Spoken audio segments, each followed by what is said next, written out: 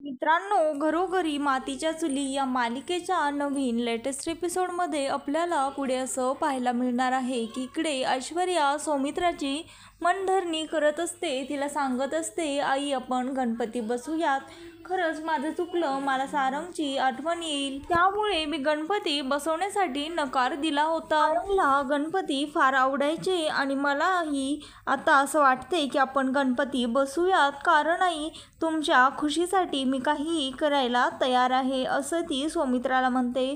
सौमित्रा त्यावर तिला म्हणते, खरंच थँक्यू ऐश्वर्या. त्यावर ती म्हणते, आई थँक्यू काय, तुमच्या आनंदासाठी आणि तुम्हाला ज्या गोष्टीमधनं आनंद मिळेल त्यासाठी मी काहीही करायला तयार आहे. आणि त्यानंतर ती स्वतःच्या मनामध्येच म्हणते, म्हातारे मी तर तुला हे सर्व खिशात घालण्यासाठी करत आहे. आणि त्यानंतर जानकी आणि ऋषिकेश इकडे सर्वजण जमलेले असतात. त्यानंतर जानकी सर्वांना म्हणत असते, त्या ऐश्वर्याला आता असं वाटत असेल की ती जिंकली आहे, पण आता सध्या जिंकलो आहे तर आपणच, कारण तिला असं वाटत असेल एकदा का तिने आईची मनधरणी केली की मग आई तिच्या साईडनं होतील, पण असं जिंकणार तर आपणच आहे. एकदा का आईला सगळं खरं काय ते कळालं ना, मग झालं तर आता सारंग भाऊजीची आणि आईंची भेट होणार. त्यानंतर ऋषिकेश म्हणतो, हे तर मग मी केव्हापासनं सारंगला सांगत आहे. त्यानंतर तो बघतो तर सारंग तिथे नसतो. त्यानंतर ते सर्वजण सारंगला शोधायला लागतात आणि म्हणतात, आत्ताच तर इथेच होता सारंग, एवढ्यातच कुठे गेला. पण तो सारंग तर इकडे त्याच्या आईला भेटण्यासाठी घरी आलेला असतो आणि घरी तो ज्या वेळेस तिकडे त्याच्या रूमकडे जातो त्यावेळेसच ऐश्वर्या रूममधनं आईला बोलून बाहेर येते आणि ऐश्वर्या त्याला पाहून म्हणते, थांबा, तुम्ही कोण आहात, इथे काय करताय. त्यावर सारंग मात्र काहीही बोलत नाही आणि स्वतःचा चेहरा लपवतो. त्यावर ती म्हणते, तुम्ही असे का उभा आहात, मी तर तुम्हाला किती वेळचं झालं एकच प्रश्न विचारत आहे की तुम्ही इथे काय करताय, इथे कशासाठी आलेला आहात. त्यावर जानकी जाते तिथे आणि म्हणते, प्रकाश दादा तुम्हाला सांगितलं ना, ह्या माळा इथे उचलून बाहेर ठेवून द्या, कारण आता आमच्या इथे गणपती उत्सव साजरा होणार नाही. त्यानंतर तो माणूस ते टोपलं घेऊन बाहेर जातो. त्यानंतर ऐश्वर्या म्हणते, त्याची काही गरज नाही आहे, कारण आता आपल्या घरामध्ये गणपती उत्सव साजरा होणार आहे. मी आत्ताच आईंशी बोलले आहे आणि आईंचं आणि माझं तसं बोलणं देखील झालेलं आहे. त्यानंतर असं बोलून ऐश्वर्या तिथनं निघून जाते आणि इकडे ऋषिकेश सारंगला म्हणतो, तू मूर्ख आहेस का, आत्ता जर तुला ऐश्वर्याने पाहिलं असतं तर हातातोंडाशी आलेला घास असा तुझ्या एका चुकीमुळे गेला असता. तू असा उतावीळ होऊ नकोस सारंग आणि कोणतीही चूक करू नकोस. त्यावर जानकी सारंगला म्हणते, हो ऋषिकेश ते सर्व बरोबरच आहे भाऊजी, तुम्ही आम्हाला कळूही न देता कधी इकडे आलात, आम्हाला तर कळालंच नाही. त्यानंतर तिथे आजी येतात आणि आजी सर्वांना विचारतात, ऐश्वर्या माझी गुंडी कुठे आहे. त्यावर ती अवंतिका म्हणते, काही नाही. त्यावर ती म्हणते, तुम्ही माझ्याकडे सर्वजण असे एकटक लावून का बघत आहात. त्यावर ती सांगते, काही नाही आजी, फक्त आता वाईट वाटत आहे, तुम्हाला मोदक खायला भेटणार नाही, कारण गणपती उत्सव होणार नाही म्हटल्यास मोदक कशाला करायचे. त्यानंतर आजी म्हणतात, काहीही कोणाला वाईट वाटून घेण्याची गरज नाहीये, कारण ऐश्वर्याने ती गणपती उत्सवासाठी परमिशन दिलेली आहे, तसं तिचं सौमित्राशी बोलणं झालेलं आहे, असं आजी सर्वांना सांगतात आणि म्हणतात, एक गोष्ट मात्र लक्षात ठेवा, माझ्या गुंडीने परमिशन दिली म्हणून तुम्ही गणपती उत्सव साजरा करू शकत आहात. त्यावर अवंतिका म्हणते, काय मग आजी, जर तिने परमिशन दिली नसती तर आम्ही गणपती उत्सव साजरा केलाच नसता का. त्यावर ती म्हणते, हो अर्थातच या घरामध्ये ऐश्वर्याचंच चालतं, असं सर्वांना सांगते. त्यांना म्हणते, तू आता जास्त त्या जानकीचं वकीलपत्र घेऊ नकोस वकिलकी करायला, असं तिला सांगते. आणि त्यानंतर ती म्हणते,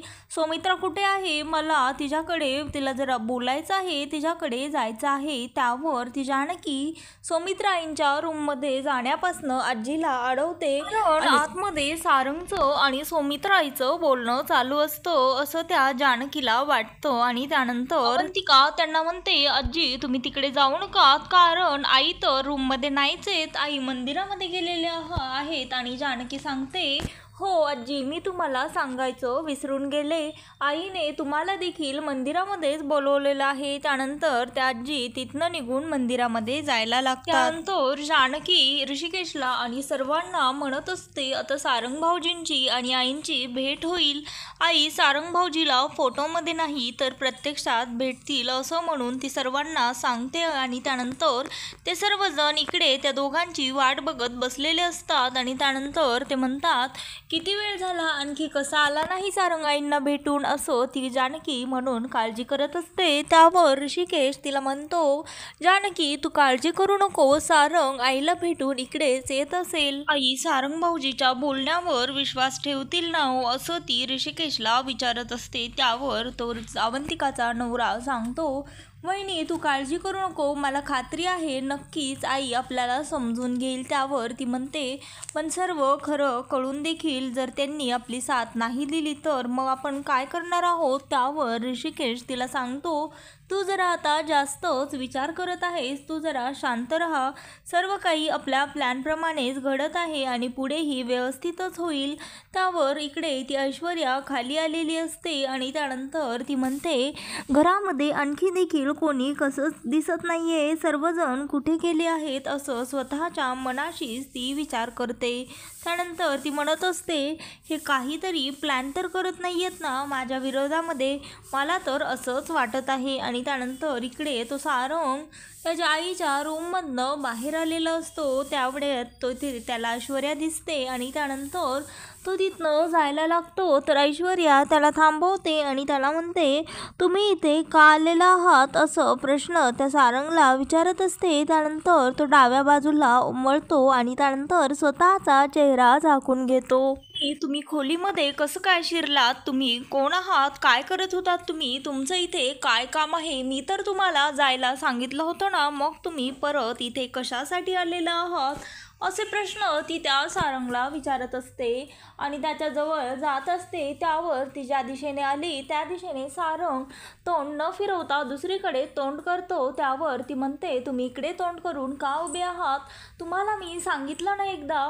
त्यावर तो काहीच बोलत नाही आणि ती म्हणते, अहो काहीतरी शब्द बोला, तुमची वाचा फुटली आहे का. त्यावर तो इशारा करून सांगतो, हो मला बोलता येत नाही, मी मुका आहे. त्यावर ती म्हणते, एवढा वेळ झालं मी इथे विचारतीये, मग मगाचपासनं तसं सांगायचं ना, थोबाड उचकटायचं ना, असं त्या सारंगला ती म्हणते. आणि त्यानंतर इकडे जानकी म्हणत असते, आपण बराच वेळ झालं घरी कोणीही नाहीये, जर ती ऐश्वर्या खाली आली आणि जर तिला संशय उगाच आला तर त्यापेक्षा आम्ही काय करतो, तुम्ही इथे थांबा, आम्ही दोघी घरी जातो, म्हणजे त्या ऐश्वर्याला संशय येणार नाही, असं त्यांना सांगून अवंतिका आणि जानकी घरी येत असतात. त्यानंतर इकडे सारंग तिथनं निघून जातो आणि त्यानंतर देवाला म्हणतो, वाचलो देवा, खरंच तू मला आता थोडक्यात वाचवलंस, असं म्हणून देवाचं दर्शन घेतो. आणि त्यानंतर ती ऐश्वर्या तिथनं सौमित्राईच्या रूममध्ये जाते. त्यानंतर सौमित्राईच्या जर का आपले सारंग आत्ता इथे असते तर त्यांना किती बरं वाटलं असतं,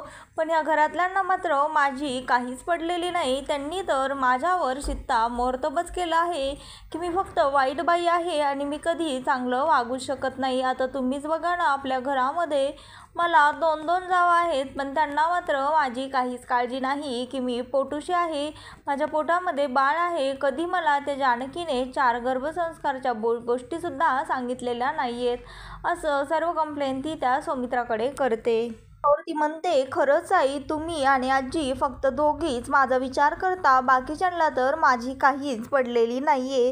त्या तर अगदी उत्साहामध्ये गणपती बसवत आहेत, असं ती त्या आईंना सांगते आणि म्हणते, मला कधी कधी तुमच्याजवळ येऊन माझं मन मोकळं करावं वाटतं, म्हणून मी हे सर्व करते. कारण आता माझा लाड हट्ट पुरवायला माझं घराणे ऐकण्यासाठी माझा नवरा इथे नाहीये, असं ती त्या सौमित्राईंना सांगत असते.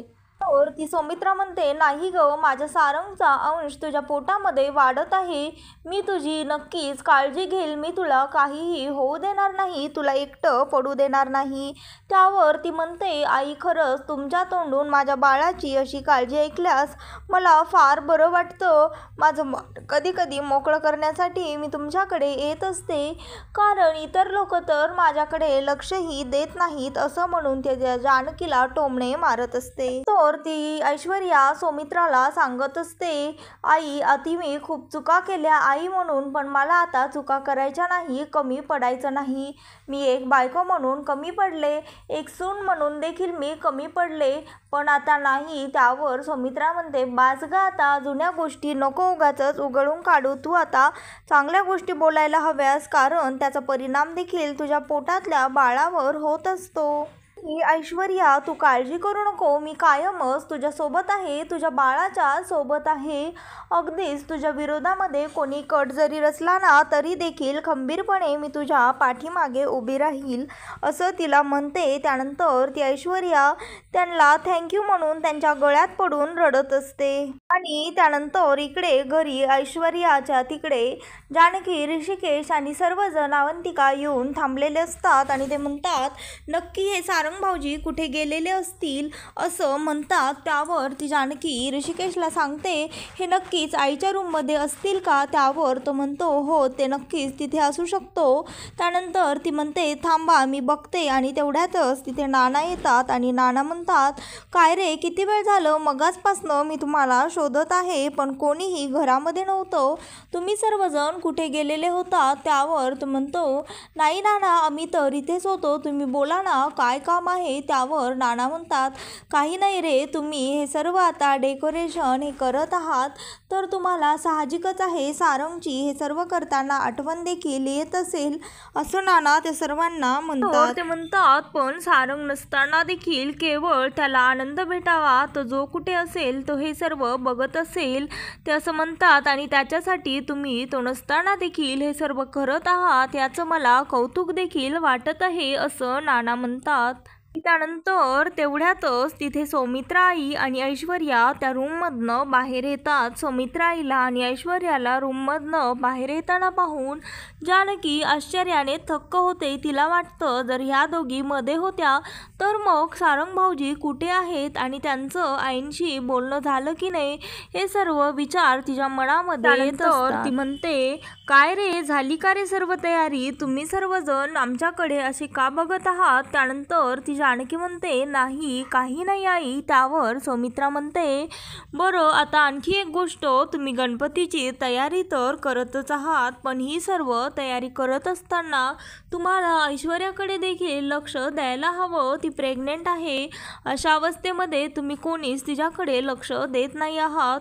जानकी अगं तू जरा हिला 4 चांगल्या गर्भसंस्काराच्या गोष्टी सांगत जा, असं तिला म्हणते. आणि म्हणते, अवंतिका तू हिचं खाण्यापाण्याचं बघ, काय हवं काय नको ते. त्यानंतर ती म्हणते, तुम्ही दोघींनी मिळून हिची काळजी घ्यायला हवी. त्यावर अवंतिका म्हणते, हो आई आम्ही दोघी चांगलीच ऐश्वर्याची काळजी घेऊ. तुम्ही बघाच आई आम्ही ऐश्वर्याची दोघी मिळून कशी काळजी घेतो. त्यानंतर ती म्हणते, हो. त्यावर जानकी म्हणते, अगं ऐश्वर्या आत्ता सध्या हे ओढाताणीमध्ये आम्ही विसरूनच गेलो होतो, तू प्रेग्नेंट आहेस तर सोनोग्राफी ही करायला हवी. त्यावर ती म्हणते, नाही कशाला? त्यावर ती म्हणते, कशाला म्हणजे बाळाची पोझिशन कळेल, बाळाचे काय अपडेट्स आहेत आणि बाळ कसं आहे ते देखील आपल्याला कळेल. त्यावर ती म्हणते, नाही नको. तर सौमित्रा सांगते, ऐश्वर्या जानकी म्हणते, ते बरोबर आहे, तू एकदा सोनोग्राफी करून घ्यायला हवीस, असं तिला सांगते. ती ऐश्वर्या जानकीला आणि सर्वांना म्हणते, तुमच्या अचानक कसं काय लक्षात आलं चेकअपचं आणि सोनोग्राफीचं, आधी कसं नाही लक्षात आलं? त्यावर ती म्हणते, त्याचं काय आहे ना ऐश्वर्या, आधीच सारंग भाऊजीचं हे असं सर्व झालं आणि त्यानंतर तू तुझ्याच दुःखामध्ये होतीस, त्यामुळे आम्ही तुला काही म्हटलो नाही, पण आता तू जरा सावरल्यासारखी वाटत आहेस म्हणून आम्ही आता म्हणत आहोत. त्यानंतर ती अवंतिका म्हणते, सोनोग्राफी केल्यास खरं काय आणि खोटं काय ते देखील कळेल. त्यावर सौमित्रा म्हणते, म्हणजे तुला काय म्हणायचं आहे? त्यावर ती म्हणते, काही नाही, ते चुकून माझ्या तोंडातनं निघून गेलं. आणि त्यानंतर इकडे दुसऱ्या दिवशीच्या भागामध्ये असं दाखवणार आहेत की इकडे ती ऐश्वर्या म्हणत असते, अहो ऋषिकेश भाऊजी तुम्ही तर माझे थोरले दीर आहात ना, मग तुम्ही मला असं धमकावतात, माझा नवरा गेल्यानंतर माझ्या नवऱ्याची हिस्स्याची सर्व प्रॉपर्टी तुम्हाला हवी आहे म्हणून तुम्ही हे सर्व बोलत आहात, मला चांगलंच माहीत आहे, असं आरडाओरडा करून ते ओरडत असते, भांडण करत असते. आणि त्यानंतर इकडे ते सर्वजण एका रूममध्ये जमा होतात आणि म्हणतात आईची आणि सारंगची भेट झाली आहे की नाही, नक्की त्यांच्यामध्ये काय बोलणं झालं आहे, आईला सर्व सारंगने खरं सांगितलं तर असेल ना. जर आईला सर्व खरं माहीत आहे तरी देखील आई आपल्यासोबत असं का वागत आहेत, काहीच न कळाल्यासारखं. आणि त्यानंतर ते हे सर्व बोलत असताना तिथे मागून सौमित्रा येते आणि म्हणते कारण आता मी शहाणी झाली आहे असं सर्वांना सांगते. तर मित्रांनो, घरोघरी मातीच्या चुली या मालिकेचे नवनवीन लेटेस्ट एपिसोड पाहण्यासाठी चॅनलला आत्ताच लाईक, शेअर आणि सबस्क्राईब मात्र नक्की करा.